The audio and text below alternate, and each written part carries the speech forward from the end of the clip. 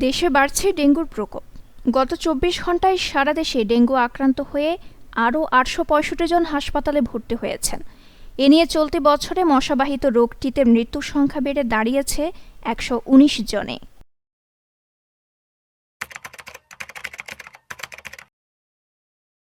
Dengue মূলত Aedes মশা, বিশেষত এডিস ইজিপ্টি দ্বারা সংক্রমিত হয়।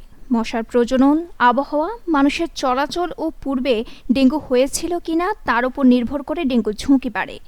এডিস মশা সাধারণত স্থির পানিতে ডিম দেয়, তাই বৃষ্টির পর বা পানি জমে থাকলে সংক্রমণের ঝুঁকি বাড়ে।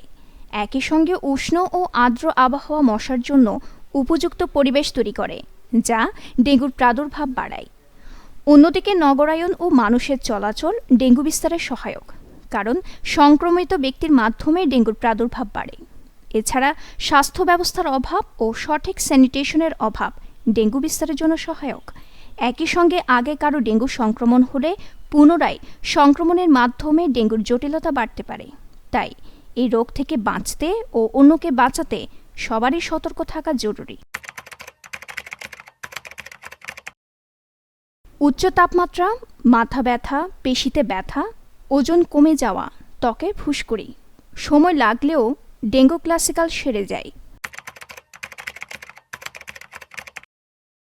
উচ্চ তাপমাত্রা, মুখ নাক দিয়ে রক্তপাত, প্লাটিলেটের সংখ্যা কমে যাওয়া, পেটের ব্যথা, তীব্র পেশি ব্যথা। ডেঙ্গু হ্যামোরেজিক ফিভার বা ডিএইচএফ এর জটিলতায় রক্তচাপ কমে যায় ও শক ঘটতে পারে। রক্তচাপ দ্রুত কমে যাওয়া, তীব্র দুর্বলতা, শরীরের বিভিন্ন অঙ্গের কার্যক্ষমতা কমে যায়। ডেঙ্গু শক সিন্ড্রোমের রোগী দ্রুত চিকিৎসা প্রয়োজন, তা না হলে জীবন হুমকির কারণ হতে পারে। পূর্বের ডেঙ্গু সংক্রমণের পর আবার উপসর্গের সৃষ্টি হয়। এই রোগীদের মধ্যে ডেঙ্গু হ্যামোরেজিক ফিভার ও ডেঙ্গু শক সিন্ড্রোম দেখা দিতে পারে, যা মৃত্যু ঝুঁকি বাড়িয়ে দেয়।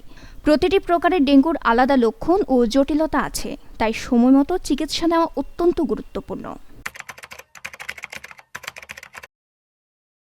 বিভিন্ন ধরনের ডেঙ্গুর মধ্যে ডেঙ্গু হ্যামোরেজিক ফিভার বা ডিএইচএফ ও ডেঙ্গু শক সিন্ড্রোম বা ডিএসএস সবচেয়ে বেশি মারাত্মক, তাই ডেঙ্গু রোগীর দ্রুত চিকিৎসা প্রয়োজন।